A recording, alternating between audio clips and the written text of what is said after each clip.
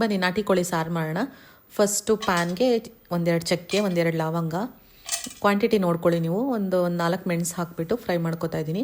ಅದಕ್ಕೆ 2 ಮೆಣಸಿನ್ಕಾಯಿ ತೊಗೊಂಡಿದ್ದೀನಿ. ಚಿಕನ್ ಸ್ವಲ್ಪ ಕಡಿಮೆ ಇದ್ದರೆ ಒಂದೇ ಸಾಕು, ಇಲ್ಲಿ ಜಾಸ್ತಿ ಇದ್ದರೆ 2 ತೊಗೊಳ್ಳಿ. ಒಂದು ಈರುಳ್ಳಿ.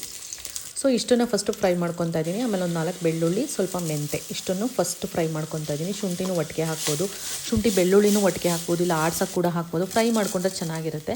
ಸ್ವಲ್ಪ ಕೊತ್ತಂಬರಿ ಸೊಪ್ಪು ಹಾಕಿ ಆ್ಯಂಡ್ ಮೆಂತೆ ಸೊಪ್ಪು ಕೂಡ ಹಾಕಿದ್ದೀನಿ. ಇವಾಗ ಗಸಗಸೆ ಇಷ್ಟನ್ನು ಫ್ರೈ ಮಾಡ್ಕೊಂಡ್ಮೇಲೆ ಸಪ್ರೇಟಾಗಿ ಕಾಯಿ, ಟೊಮೆಟೊ, ಖಾರ ಪುಡಿ, ಧನಿಯಾ ಪುಡಿ ಇಷ್ಟನ್ನು ಸಪ್ರೇಟ್ ಫ್ರೈ ಮಾಡ್ಕೊತಾ ಇದ್ದೀನಿ.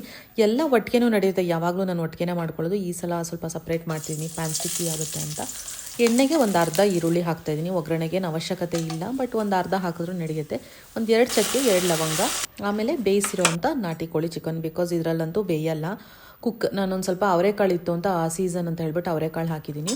ಆಮೇಲೆ ನಾನು ಏನು ಮಸಾಲೆ ತೆಕ್ಕೊಂಡಿದ್ದೆ ಅದಷ್ಟು ಚಂದ ನೈಸ್ ಪೇಸ್ಟ್ ಮಾಡ್ಕೋಬೇಕು.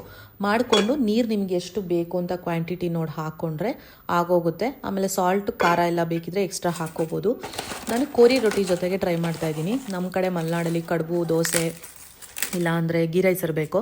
ಬಟ್ ಕೆಲವು ಸಲ ನಮಗೆ ಈ ಕೋರಿ ರೊಟ್ಟಿ ತಿನ್ನೋ ಆಸೆ ಆಗುತ್ತೆ, ಆವಾಗ ಈ ಥರ ಮಾಡಿರ್ತೀನಿ.